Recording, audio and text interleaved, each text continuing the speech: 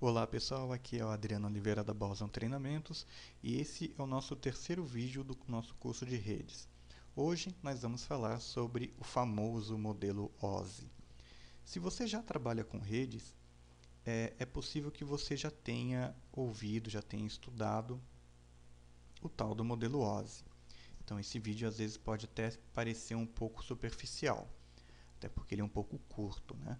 Caso você nunca tenha ouvido falar no modelo OSI, né, ou caso você esteja começando na área de redes agora, é possível que apareça muita informação nesse vídeo para você, né? Em todo caso, independente de qual dos dois casos você se encaixa, não se preocupe, porque muitas das coisas que nós vamos abordar nesse vídeo a gente vai ver mais para frente de forma mais específica. Tá legal? Então vamos lá. E o que é o modelo OSI, né? O modelo OSI, então, ele descreve as regras que padronizam os diversos componentes em uma rede para que os dispositivos consigam se comunicar. Traduzindo, né? O modelo OSI foi um modelo criado pela ISO que descreve como que cada parte da rede deve trabalhar. É tipo um padrão, né? A gente precisa padronizar a rede, né? Como é que uma rede funciona, para que vários dispositivos possam se comunicar dentro dela. Justamente para facilitar essa padronização, o modelo OSI é dividido em 7 camadas, onde cada uma das camadas trata sobre alguns assuntos específicos. Então, por exemplo, a primeira camada é a camada física, né, que está aqui embaixo. A camada física, então, como o próprio nome diz aí, ela serve para quê?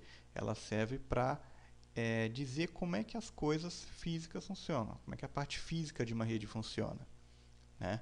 Então, o fabricante, por exemplo, de placa-mãe, o fabricante de cabo, de conectores, eles têm que levar em consideração quais são os padrões, o que diz a camada 1 do modelo OSI para poder estar fabricando, desenvolvendo seus produtos. Tá legal? Inclusive não está marcado aqui, mas assim, as camadas elas têm o seu número, né? Então a camada 1 seria a camada física, tá aqui. A camada de enlace, a camada 2, a camada de rede A3, camada de transporte A4, de sessão 5, de apresentação 6 e a de aplicação, então, é a 7ª camada. Por quê? Se você pegar um livro, né, estiver vendo alguma explicação falando sobre o modelo OSI, ou então, de repente, você até pega um manual de um equipamento para ver em que camada que aquele equipamento atua, muitas vezes a literatura não se refere ao nome da camada, né? Ele não vai falar assim que esse switch ele opera na camada de enlace. É mais provável que ele diga que aquele switch opere na camada 2 do modelo OSI. Seria o famoso switch layer 2, por exemplo, né? É um dispositivo de rede que vai trabalhar na camada de enlace. A gente vai entender, à medida que o curso for passando, você vai entender perfeitamente o que isso quer dizer. Então é legal você meio que dar uma decorada aí nessas camadas, né? Sempre vão aparecer nessa mesma ordem e cada uma com seu númerozinho. E cada camada então vai descrever alguma coisa em específico. A camada de número 7 é a camada que eu coloquei ali, interfaces com aplicativos, né? Então imagina assim, tudo aquilo que você vê, tudo aquilo que o usuário consegue mexer no computador na parte de rede. Por exemplo, o seu programa de e-mail, o seu programa para navegar pela internet. Esses programas, eles precisam eles precisam acessar a rede, né? E esse acesso à rede, ele não é feito aleatoriamente, ele é feito com alguns padrões, e esses padrões, eles são justamente eles funcionam corretamente por causa do protocolo que está por trás disso. O que é o protocolo? São aquelas regras, né? A grosso modo, a gente pode considerar que são regras que fazem com que aquele aplicativo consiga acessar e ser acessado da rede de uma forma correta. Então, aqui na camada de aplicação, nós temos alguns protocolos de rede, como o POP e o SMTP. Esses protocolos eles dizem respeito a como os e-mails podem ser recebidos e enviados através de um programa, né? Quando eu falo camada de aplicação, eu não estou me referindo exatamente ao programa. Eu não estou me referindo, por exemplo, ao Outlook Express ou ao Firefox. Eu estou me referindo aos protocolos, né, as regras que permitem que esse programa consiga fazer com que o usuário se comunique com a rede. Então, a gente vai ver depois alguns desses protocolos, eles são protocolos bem conhecidos da gente, bem importantes, e eles sempre então seguem aí as regras da camada número 7 do modelo OSI. Já na camada 6, ela diz respeito aos formatos e à criptografia. Para resumir a ópera, quando você acessa uma página na internet, né, essa página você pode ver, por exemplo, uma foto, você pode ver vídeos, e cada uma dessas coisas, você lê textos, né, e tudo isso tem que ter um formato que ele é transmitido na rede, né, ele é transmitido através da rede, mas ele deve aparecer para você no formato que o computador e que o usuário consigam entender, consigam interpretar aquilo, né? Então, esses formatos, então o formato da foto pode ser um GIF, pode ser um JPEG, o formato da musiquinha que você está ouvindo pode ser, por exemplo, um MP3. Essas coisas, então, elas seguem as regras aí que aparecem na camada de apresentação. Uma outra coisa que a camada de apresentação diz respeito também é a parte de criptografia. Não é a única camada que faz isso, mas assim, quando você, por exemplo, vai acessar um banco, né, e esse banco, e quando você acessa esse banco, esse acesso ele passa a se tornar um acesso seguro, porque os dados que trafegam entre o seu computador e o site do banco são criptografados. Tá? Então, isso é uma coisa que também diz respeito à camada de número 6 do modelo OSI. A próxima camada é a camada de sessão.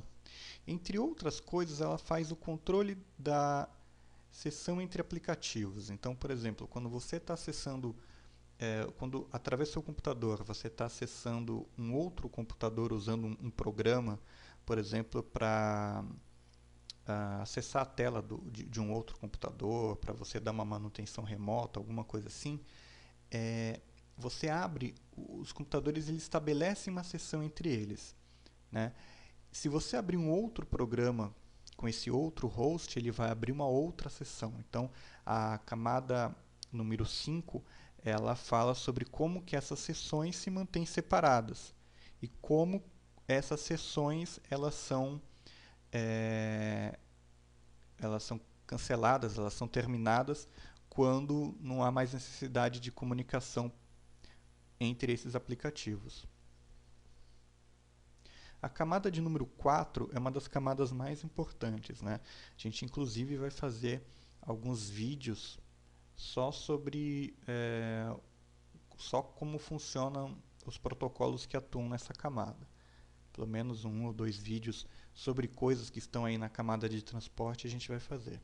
Então, basicamente, ele tem duas coisas principais: a conexão entre hosts e as portas, né? Essa conexão entre hosts, né, entre outras coisas, ele define se essa comunicação ela vai ser uma conexão confiável. Né? O que é uma conexão confiável? Nessa camada,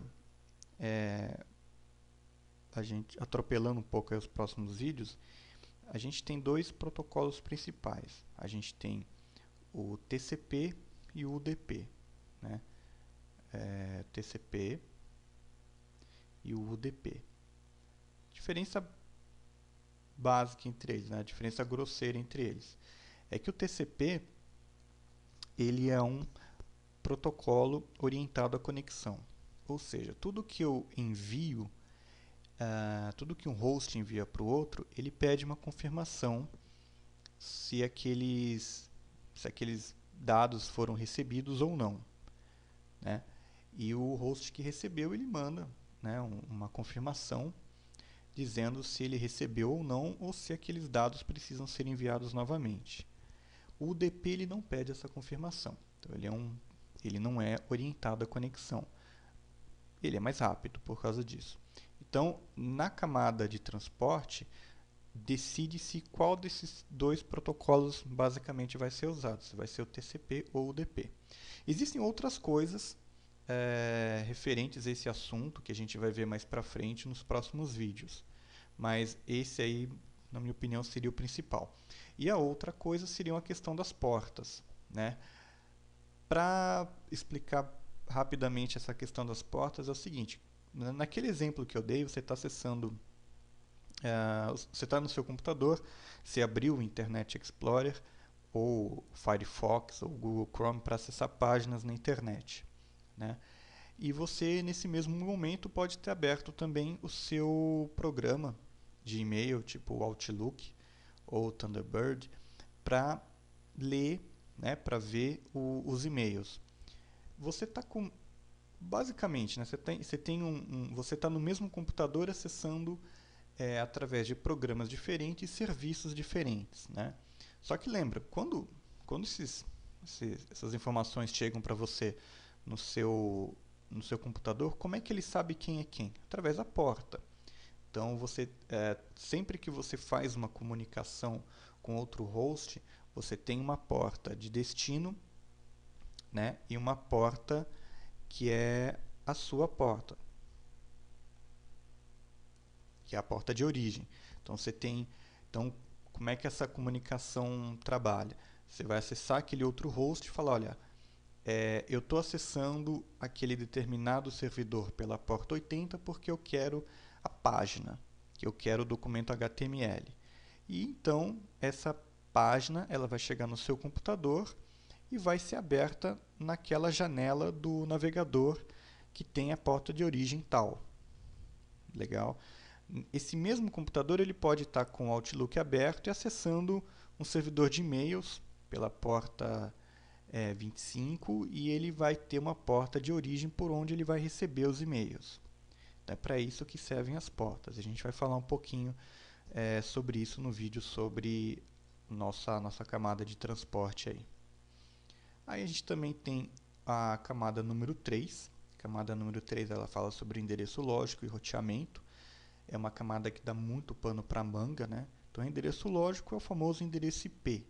Né? IP é o protocolo aí que você usa que te dá o endereço lógico, seu endereço lógico, né?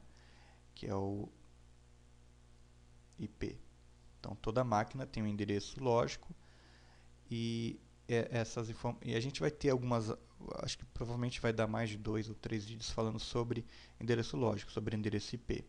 E também aqui na camada de rede nós temos o roteamento, né? O roteamento basicamente você imagina assim, quando você acessa um servidor de jogos, por exemplo, muito provavelmente você não está indo você não está indo, na verdade, direto do seu computador para esse servidor de jogos. Você passa pelo aparelhinho, né, pelo roteador, pelo modem que te dá acesso à internet. Lá na internet você passa por alguns roteadores para chegar nesse servidor de jogos. Então, você não tem um caminho só a seguir. Né? Você tem, dependendo de onde você esteja e dependendo dos links que você está usando, você tem várias rotas que você pode seguir para chegar no mesmo endereço. Né? Então, a gente vai ver isso mais para frente também, existem alguns parâmetros aí que a gente leva em consideração para pegar um caminho ou outro. E essas coisas, muito aqui tem a ver com a camada número 3 aí do modelo OSI. Na sequência, a gente também a gente tem a camada de enlace, que é a segunda camada do modelo OSI, que ele trata aí entre outras coisas, de verificação de erro, né? Das coisas que chegam naquela placa de rede, e ele também tem um endereço físico, né? O famoso MAC address, né? A gente também vai falar um pouquinho sobre algumas coisas que se referem a essa camada, a camada de enlace. Então aqui você tem o MAC, né? A gente depois também vai falar um pouco sobre broadcast, algumas coisas assim, e tem a ver com essa camada. E por fim, a gente tem então a camada física, né? A camada física acho que é autoexplicativo, né? Então a gente tem ali os parâmetros que falam sobre o hardware. Hardware que é a placa, sua placa de rede, o conector, o cabo que você usa, né? Então ele fala como é que esse equipamento vai ser, como é que ele vai funcionar, qual que é a tensão que ele vai trabalhar. Ele versa também sobre o sinal elétrico, né? E isso aí vai virar os bits, que são os zeros e uns. Então é aquela camada física mesmo, é aquela camada que você vê, né? Que você pega na mão. Essa é a camada física do modelo OSI. Então basicamente essas são as 7 camadas. A gente não, como eu disse no começo, a gente não vai entrar em detalhes sobre nenhuma delas, não neste momento, mas à medida que uma coisa que vocês vão perceber é que à medida que o treinamento for passando, a gente vai falar, por exemplo, a gente vai ter aulas falando sobre a parte de cabeamento.